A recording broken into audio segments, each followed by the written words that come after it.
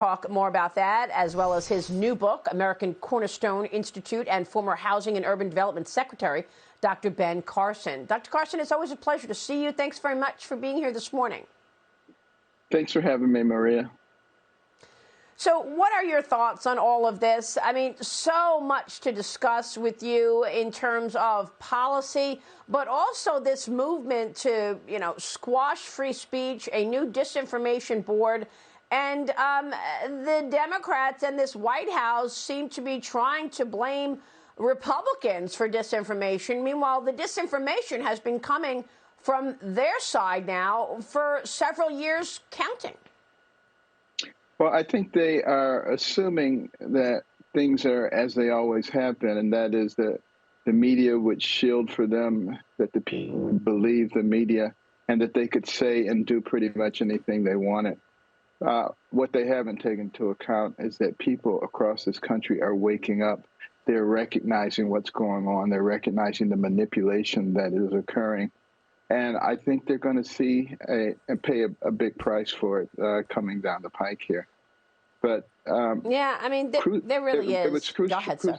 Yeah, it was Khrushchev who said more than 60 years ago that your grandchildren's children will live on communism.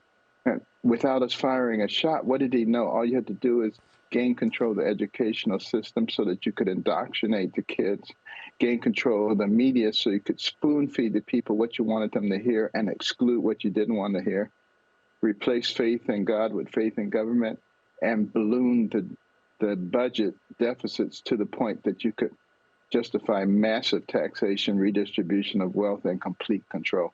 They're well on the way to doing these things, but I think they went a little bit too fast. And I think the people are waking up out of their stupor. And I think that it's going to be taken care of. Wow. You make such an incredible point about Khrushchev and what he said so many years ago, 60 years ago. It could be last week because this is what's playing out in front of our eyes. Meanwhile, this is a president who promised us that he was uniting the nation, only to just this week say that anybody who believes in Make America Great Again is the most extreme group in the history of America. Let's take a look. Watch this, Dr. Carson. My whole soul is in this, bringing America together, uniting our people, uniting our nation. What are the next things that are going to be attacked? Because this MAGA crowd is really the most extreme political organization that's existed in American history, in recent American history. I mean, it's pretty extraordinary when you look at Joe Biden from 2020 and, when he first took the helm to just this week in terms of the information he's spewing out, sir. It just assumes a massive stupidity on behalf of the people. I can say anything I want to say, and you're not going to really see what I'm doing. So I'm going to say, I want to be the uniter. And the next word out of his mouth is, those people over there are horrible people. It's just, I don't think people are that foolish, quite frankly. So the president's disinformation czar is facing backlash after the video surfaced of her completely dismissing parents' concerns about CRT in Loudoun County schools. Tell me about this critical race theory and its impact, Dr. Carson. I know you've studied and talked about this very much. What's incredible to me is it's not just students. They're actually teaching CRT in the military as well, sir. OK, so instead of our military men and women, as courageous as they are, learning more and studying and working on readiness, they're learning about CRT. Because it's agenda. CRT is part of the agenda to divide and conquer. And they're using these wedge issues, in this case, race, and completely ignoring the enormous progress that has been made in race, and just in my lifetime in this country. It is astounding what has happened just in that period of time. Doesn't mean that we've reached nirvana. We have not. We still have progress to make. But let's build our future on the basis of the successes we've had and not just continue to read failures. Critical race theory 1619, they focus a lot on the slavery issue and try to make it seem like our country is unique in having had slavery. Virtually every civilization has had to deal with slavery. And right now, there are more slaves in the world than there have ever been. When you look at human trafficking, and the biggest consumer, the United States of America.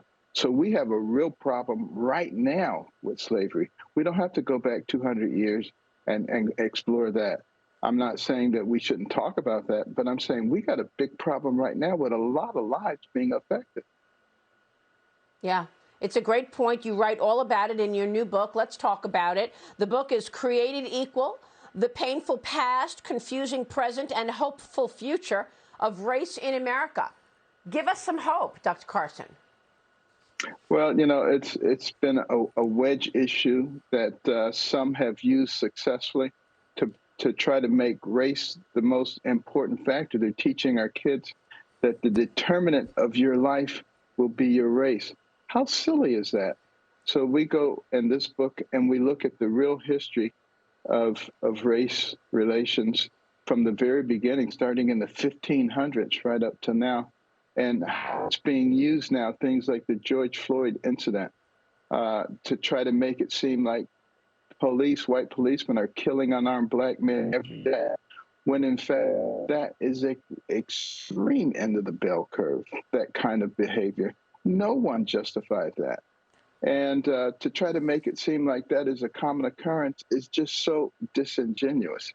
Doesn't mean that we shouldn't be looking at better ways to improve police-community relationships. And I talk a lot about some of the alternatives that could be used, but also we put the real numbers down, the real statistics, how many people are actually killed.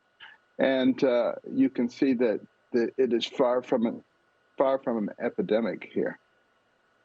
Yep, it's all really important work that you are doing, Dr. Carson, and we so appreciate it.